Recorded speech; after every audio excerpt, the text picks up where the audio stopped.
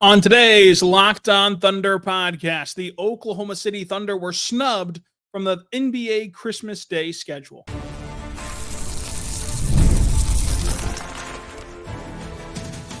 You are Locked On Thunder, your daily Oklahoma City Thunder podcast, part of the Locked On Podcast Network, your team every day. Let's get it going on the Locked On Thunder podcast on the Locked On Podcast Network, your team every day. I am your host, media member, and inside the Thunder beat writer, Rylan Stiles. Follow me on Twitter at Rylan_Stiles. Follow the show on Twitter at LOThunderPod. Email the show, lothunderpod@gmail.com. On today's show, we're talking about the Oklahoma City Thunder being snubbed from the NBA's Christmas Day slate. What does that mean? How surprising was it? And it's Monday, so we have your mailbag questions all on today's show. Make sure you subscribe to Locked On Thunder wherever you get your podcasts from, including on YouTube. Thank you so much for making us your first listen. We're here for you talking Thunder basketball on the Locked On Podcast Network. Today's show is brought to you by Game Time. Go check out the Game Time app and download the app, create your account, use code LOCKEDONNBA for $20 off your first purchase. Terms and conditions do apply. When you look at the NBA Christmas Day slate, it's important to know first what that represents. Like, why is it such a big deal? Who plays on Christmas? Who plays, on this holiday? It's a big deal because this is a marquee day on the NBA calendar. And not only is it a marquee day, it's the day. There is no bigger regular season date that the NBA has to offer than Christmas Day. And for my whole lifetime, that's been true. That the Christmas Day holiday has been owned by Coca-Cola and the NBA. And they typically want to put their best teams, their best product, their best foot forward on this holiday. And lately, the NFL's been encroaching on Christmas Day. Although they had the crutch to fall back on of it fell on a Monday, it fell on a Saturday, Sunday. It fell relatively within the construct of the rhythm of the NFL season. But now the NFL has gone full bore to try to take that holiday away. As they've become the most popular sport in America, they're also trying to take away Christmas too, like the Grinch, as the NBA kind of acquiesces to the NFL and giving Thanksgiving an off day around the association, and the NFL has Thanksgiving all to its lonesome. The NFL has not returned that favor at all with the Christmas Day holiday, which this year falls on a Wednesday, and the NFL has still put two matchups on that, including Patrick Mahomes, CJ Stroud, and Lamar Jackson, like three of the absolute biggest stars in the biggest sport. And yeah, you can look at it and say, the Chiefs, they probably should beat the Steelers by a ton, but we know that every NFL game is close. They should have beat the Raiders by a ton last Christmas, right? The eyeballs that Mahomes and Kelsey and the Chiefs are going to get, the eyeballs that Lamar Jackson, CJ Stroud matchup are going to get, you're already working against the 8-ball here when you're talking about the NBA trying to claim back what's been their holiday to dominate. And when you release this schedule and don't include the Thunder, I think it was a misstep by the league, and I think it was a flat-out snub of one of the league's best teams. And I don't really care about market size. Here's the first thing about market size. Number one, we've seen that of all 30 markets, of every team who's had the opportunity to play on Christmas, the Oklahoma City Thunder have thrived in this setting, in the sense of the fan base supports it, both on television, both at the arena. And that's not a guarantee in every place, but it is a guarantee here. Like that the fan base themselves will be all in. That should be true for most fan bases. But you also guarantee that the Thunder are a team who has great regular season success, who has a core of players that you can bank on being really good this season, which is why every pundit in the world and even the Vegas odds are projecting the Thunder to win the West, projecting the Thunder to only trail the Boston Celtics in win total. Like that, so I don't really care if they play in Oklahoma City or if they play in Buffalo, New York, or if they play in the Big Apple, or if they play in Anchorage. Fly to Alaska then. If that's where Shai, Chet, and Jada are, fly to Alaska if you're the NBA. Because like these are three of the brightest stars this sport has to offer. This is a back-to-back top 5 MVP finisher. And what I think that the NBA allows to hold itself back as a league is not trusting the consumer.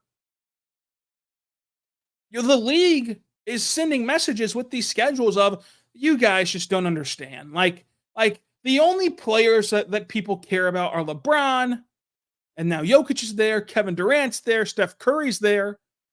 And not just trusting that, no, there are a large collection, both inside Oklahoma City, but also outside of it, that care about Shai, that care about Chet, that care about Jada. And while they're not, flashy off the court, so to say, yet in terms of fully flashing out their personalities on a national scale, Oklahoma Cityans know what they are on Twitter and in their interviews and such. But maybe they're not there yet on a global stage. Basketball fans understand, hey, this is a fun team to watch. Hey, this is a team that's really enjoyable. Trust them to go to the product. But instead, they leaned on typical crutches. And that's where I think the snub comes in. Because you can talk about market size, we've already discussed that enough. But when you look at this slate, find me the game that is not immediately enhanced, both storyline-wise, if that's all you care about, and style of play-wise, on this Christmas Day slate, that if you put the Thunder in for one of those two teams, it would get better. So the Christmas Day slate that the NBA went with is Spurs Knicks, Timberwolves Mavericks, Sixers Celtics, Lakers Warriors, Nuggets Suns. Now, obviously, the Thunder cannot be placed into every single slot. So, of that list, a Steph LeBron matchup at the nearing ends of their careers, where you still feel like, after seeing them in the Olympics, that on December 25th, they'll be able to muster a fantastic game and an all-time classic game. I don't begrudge the NBA for doing that. Not at all. But it would have also been really cool to see LeBron take on the new kids on the block, or the Thunder, who people project to be the next dynasty, taking on a team that fulfilled that prophecy of being a dynasty in Golden State. But regardless, that's a good matchup. But Spurs Knicks, listen, if you want to shove Wembanyama down the throats of the NBA, I'm all for it. I think that he's a great player, a fantastic phenom. But why use it in that New York Knicks slot? Because the Knicks are going to play every year at 11 a.m. on ESPN, ABC. That's just going to be a yearly tradition. Because what you're looking at when you're talking about Wembanyama and the Knicks is just the allure of, like, look, he's playing at this magical venue. And typically players play well in that magical venue. Why not just trust Wembanyama to play well in a matchup with the Thunder? Because Wembanyama Chet sells way more than just, hey, Wemby's in Madison Square Garden. This is not a Billy Joel concert.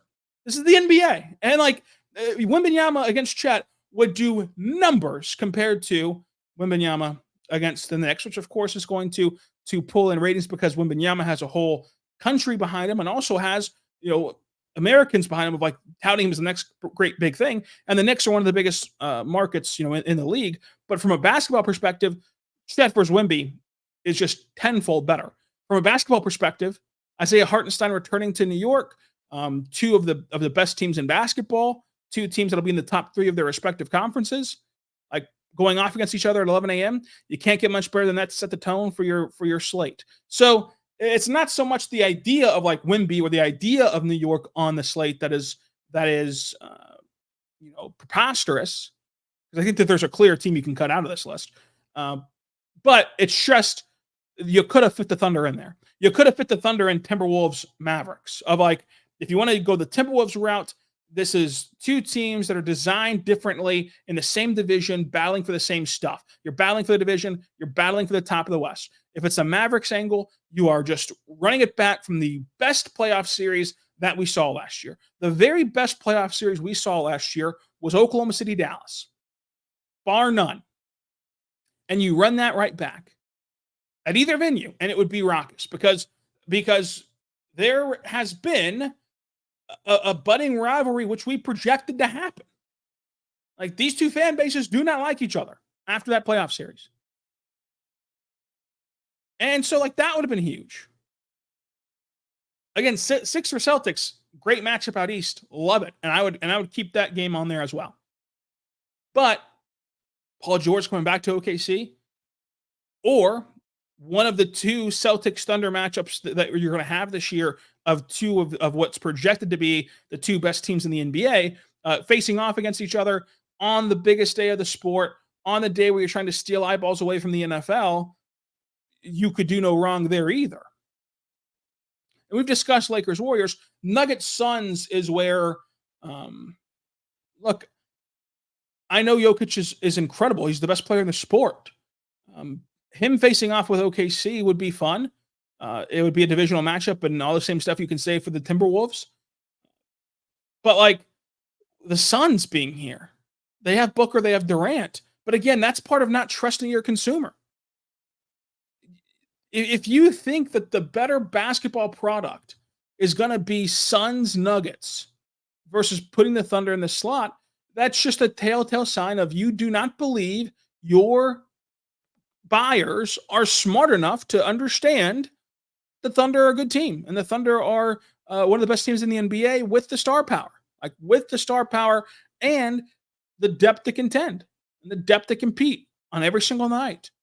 They won 57 games a year ago. The number one team in the toughest conference we've ever seen. We've never seen a more competitive conference top to bottom, and they were number one. And they were the team left off. That, I think, is surprising. That, I think, is a snub. And I'm curious to see what that means later this week, whenever we get the full schedule, and that includes national TV dates to start. Because it shouldn't mean much. It should just mean, hey, it's really competitive to be on this list. It's really competitive to be here. You know who else is in here? Milwaukee, like with Giannis and Dame. Like, they're not on that list either. So like, it's tough.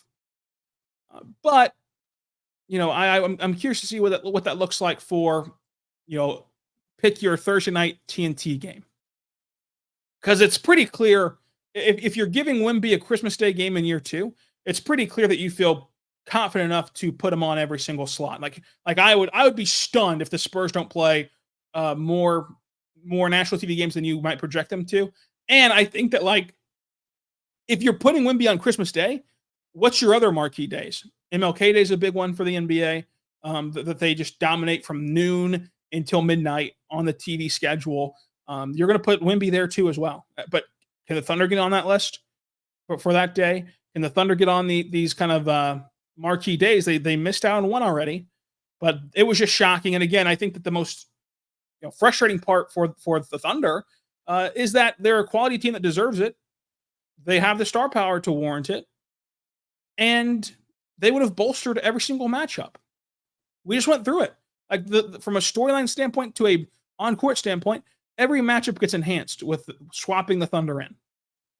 So the fact that they got left off the list was just surprising.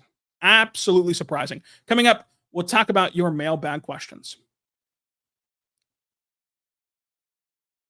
But first, I want to say right now about our good friends over at eBay Motors. Check out eBay Motors today because they understand that passion, drive, patience, that's the formula for winning a championship. It's also the formula for your ride or die, keeping it alive. eBay Motors has everything that you need to maintain your vehicle and level it up to peak performances: superchargers, roof racks, exhaust kits, LED headlights, and more. Whether you're into speed, power, or style, eBay Motors has you covered. With over 122 million parts to choose from, it's your number one ride or die. You'll always find exactly what you're looking for with eBay's Guaranteed Fit.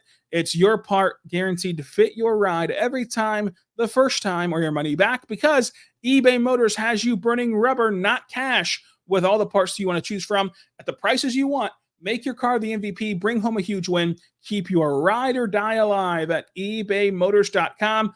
Eligible items only, exclusions do apply. eBay guaranteed fit, only available to U.S. customers. We're back on the Lockdown Thunder podcast on the Lockdown Podcast Network, your team every day. Folks, we're talking Thunder. We're talking NBA in the slowest part of the NBA calendar. We have a Mailbag Monday pod. If you ever want your question answered, I always put out a tweet on Sundays at Rylan_Styles on Twitter. You can also drop it below on the YouTube comment section or email llthunderpod@gmail.com to get your question answered on the show. So whenever we're looking at these mailbag questions, there is one from at MK325491.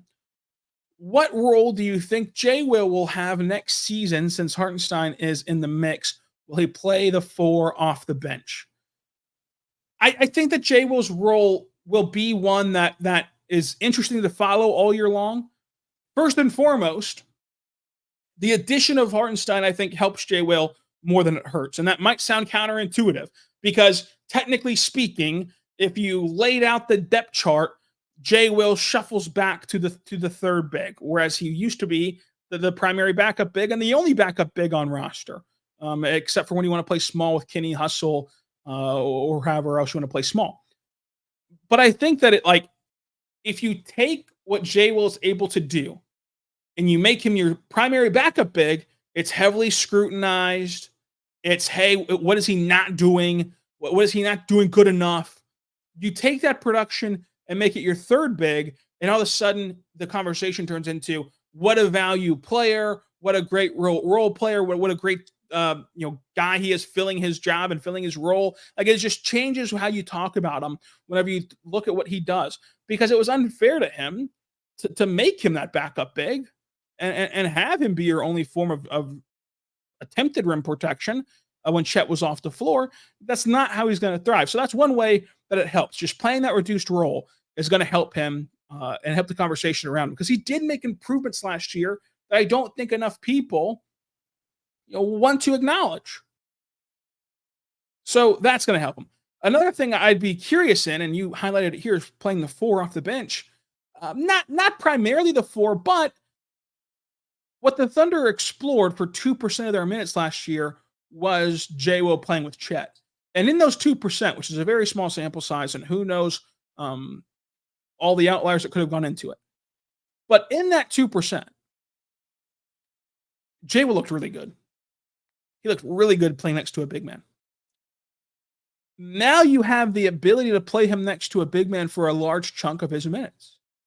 And if that success carries over, then yeah, playing him at the 4 will be very good, because he's a guy that can space the floor. He's a guy that can pass. And I think that he can really help you in that role.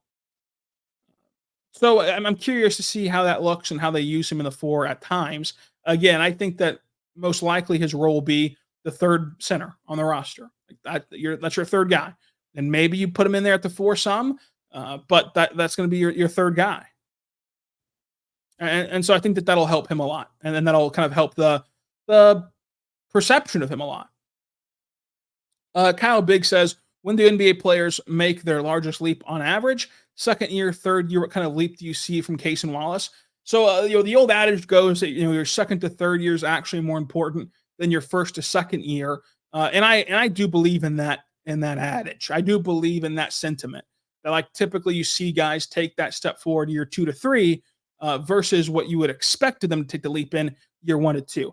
But there's always, to any rule, to any average, to any thing of this nature, there's always rule breakers and outliers and differentiators. And one of those differentiators can be Case and Wallace, because Case and Wallace is a more mature player than you would think, for his age and for his experience in the NBA. But also, his role is almost foolproof. Like his role almost can't fail if you trust him the way that I think that the Thunder do and the way that I think that all of you at home do. Like, I think that all of you at home, he's one of those guys that if he gets the ball swung to him, nobody's panicking. Nobody's fearful. If he takes a shot, everybody's expecting it to go in. Like, he's cultivated that level of trust from fans, from the team. And so, playing that role, you look at Cason Wallace, what can he do? High-end defender. Absolute high-end defender. On track to be eventually an elite level defender in the NBA. Okay, perfect. He can knock down, catch, and shoot threes. Very valuable. And he has this point guard background that the Thunder have teased, like trying to explore this year, which they didn't get to explore last year. So you're seeing how, with the better floor spacing that you're projecting this year from last year's team, with just his own developmental time, that he can improve year 1 to year 2. And I think that Cason will be one of the most important players off this Thunder bench, because either he's filling some of that time as a playmaker and a point guard as you're looking for who will take that role off the bench. Either he's filling some of that, or he's just a guard's best friend, and this team's kind of safety net as a guy who can float around and cut and find open court. Like, we talk a lot, in football about finding grass and running a route to open grass and getting open. He just does that in basketball, like where he just finds a way to get open. A lot of what he does on the court translates to his football background of on defense. He's like a safety, ball hawking passes. On offense, he's going and finding open ways to get the basketball and put himself in scoring position. And so I think that like his ability to do that translates to your roster improvements. Like, who is Isaiah Hartenstein going to kick the ball out to?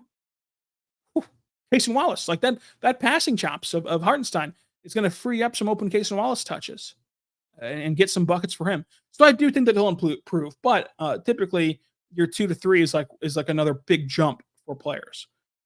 We'll continue on with your questions. Sports Fan 101 says, what Thunder players do you think will play in the Olympics in 2028 for Team USA? So the only candidates for Team USA, of course, would be Chet and J-Dub. I really am a big fan of Cason Wallace. We just talked about that. I'm a big fan of some of these young guys on this roster. None of them are like Team USA level guys. Even if I close my eyes and think of them at the peak of their powers, they've hit their 1% ceiling. They're not Team USA level guys. That's really a tough list to crack. But J-Dub and Chet could make it. And like whenever you look at Team USA and what a run that they had, that was such a fun journey to watch them. The comeback against Serbia, beating France on their home court for all intents and purposes. The Steph Curry shots that are unforgettable, the Kevin Durant mid-ranges, like the LeBron, Steph, KD together, really tapping into as close to their peak as possible on the court that they might not ever be able to rear back and get. Like, that might be the last ever 100-mile-per-hour fastball those guys throw. And like getting to see that and enjoy that was just awesome. But those 3 guys are opening roster spots. And like there's hints now, today on Monday morning that KD could play in 2028. But like, you kind of got to project that he won't. And then if he does, pivot from there, right? So like those 3 guys. Then you have the Drew Holidays of the world, Derek Whites of the world that are not going to be repeat customers here in 2028. And then you have like Tatum as like a guy who's already hinted at being disgruntled with Team USA and maybe not wanting to run it back and not wanting to put himself through this again. We're like, does that open up a roster spot? So like you quickly are getting spots to fill, and the young players in line to fill them who were not on this roster are Chet and J-Dub. So I would project that 2028 includes Chet, for sure. It includes Shai for sure. Includes Dort for sure. I would say it includes J-Dub for sure.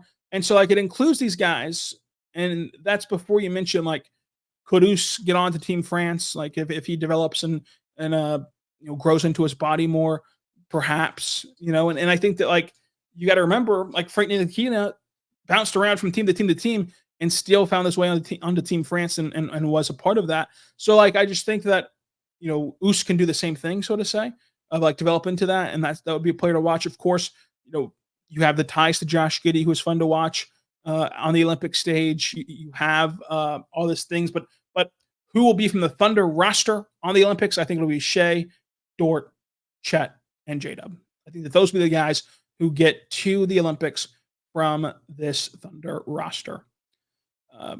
OKC Thunder _ BR Hoops. Complete this. Lou Dort is a top blank perimeter defender in the league. Very tough, of course. I would say top 15 very comfortably. Top 10 would be in my personal ranking of top 10. And then past that, it's really tough. I mean, you have Caruso now, you have Dort. I mean, just independent of what they are in the league, think of how tough this is. To go from Dort to Caruso to Wallace, before you mention Shai, before you funnel it all into Chet, before you mention J-Dub, who took a step forward defensively last year and projects to take a step forward again defensively this year, like before you talk about any of those guys, you're going to go to the three horsemen of Dort, Caruso, and Wallace. Sheesh. It'll be very hard to score on OKC, bottom line. But coming up, we'll do more of your mailbag questions.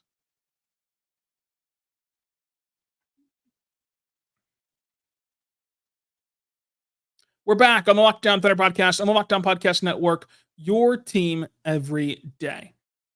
Folks, we're talking more about your mailbag questions. This one from Wadesworth Report NBA. How confident are you that iHeart can develop into a low volume league average 3-point shooter? Also, do you think he plays alongside Chet heavily or more in laps with himself and floor guards / wings? Appreciate you for the question. I'm going to say that for one, I do believe that the starting lineup will be Shai, Caruso, Dort, Dub, Chet, and that Chet and Hartenstein will primarily play opposite of each other, because the whole benefit of going out and signing Hartenstein is to elongate your ability to protect the rim.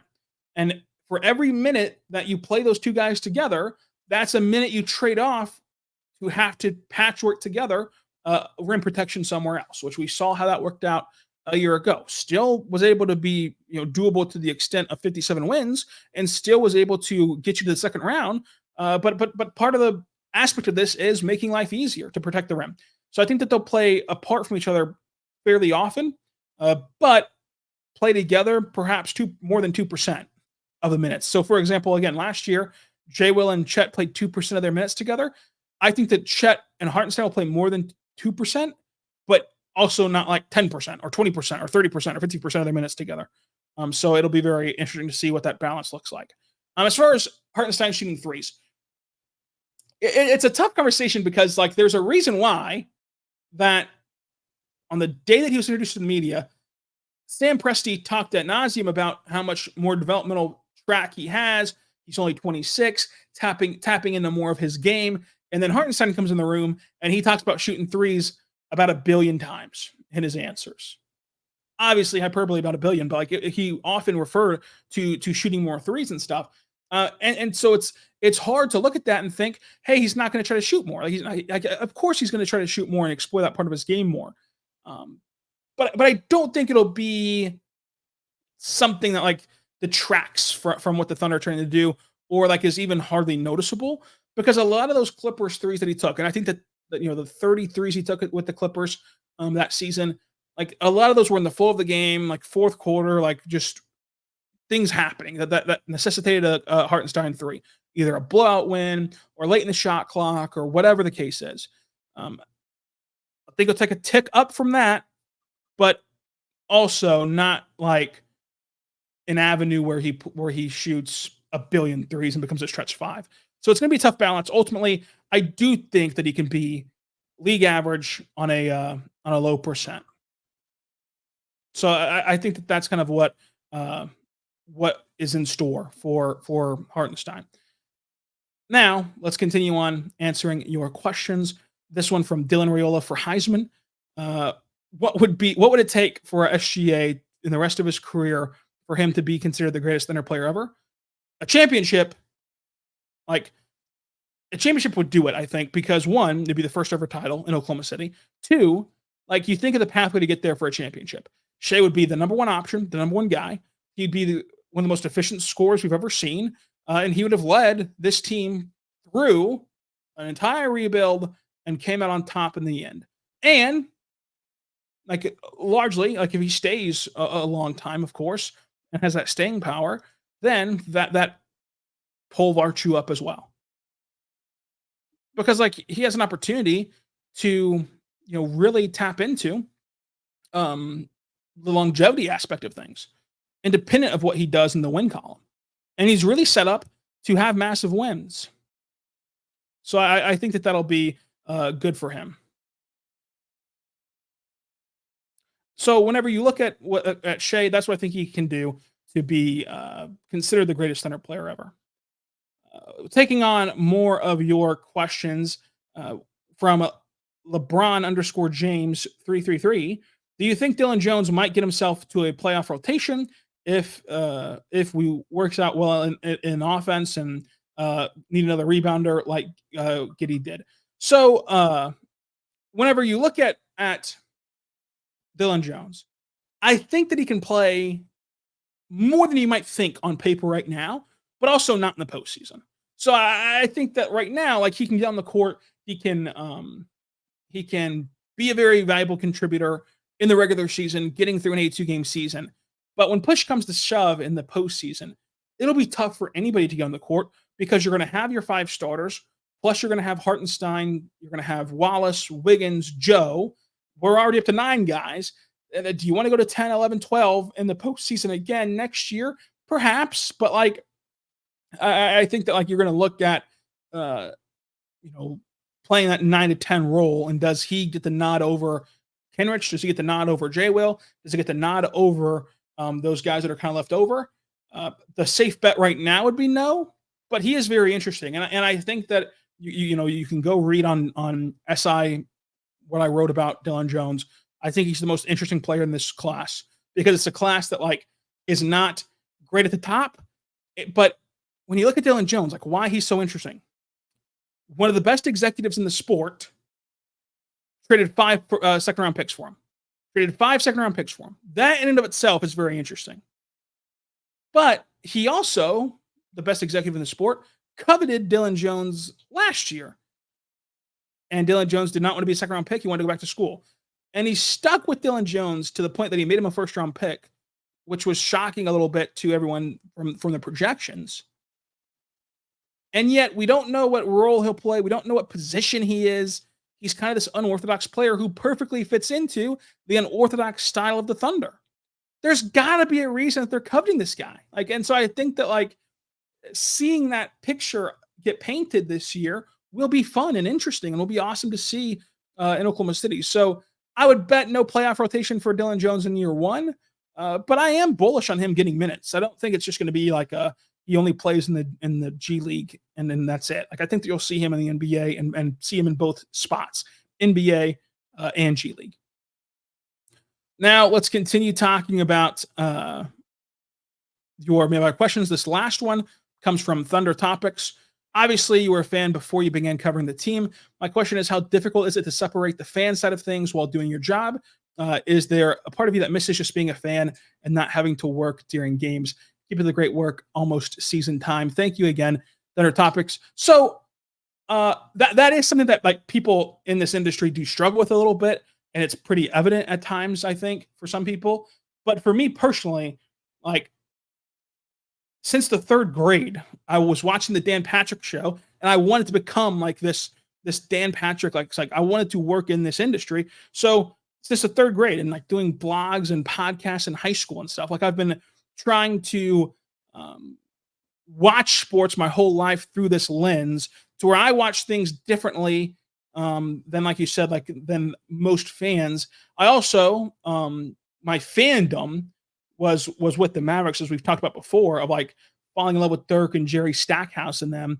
That like when the Thunder moved to Oklahoma, obviously you go watch the Thunder and you participate in that ecosystem. But part of what helped me was the long standing, hey, I always knew that this was the avenue I wanted to go into. How do those people who are there, like Dan Patrick and others, watch games? How do they view games and consume games and diagnose them? And so that's kind of the way that I did it. That's a very nerdy And you can argue not as fun way to watch sports in your youth, but like that's just how long I've wanted to do something like this to where it makes it easier. But there are people like who grew up fans, and it's hard to separate church from state at times. And so I think that it is a legitimate, whatever you want to call it. If you want to call it an issue, I don't know that it's an issue, but like that's a legitimate thing that people try to balance. And for me, it's just been something that like since I never allowed myself into that world as a youth and as like a fan age, that when I got to this part, it was easier to separate. But I think that you're fooling yourself if you don't acknowledge that every being has bias. Like if none of us had bias, we'd be robots. Like everyone has bias, and there are players you like, and there are players that you don't like as much. But your job is to put all that aside and just say what's happened. And that's where I try to carve out my niche on this show of like, I'm just going to tell you what happened and what I think about it in the most straightforward manner, and not let the emotion of anything take away from the big picture and what happened and what happens next and what we think will happen next. But there are a billion ways to skin a cat. And there are great podcasts who lean into the fan side of things. There are great podcasts who even go further buttoned up than I do.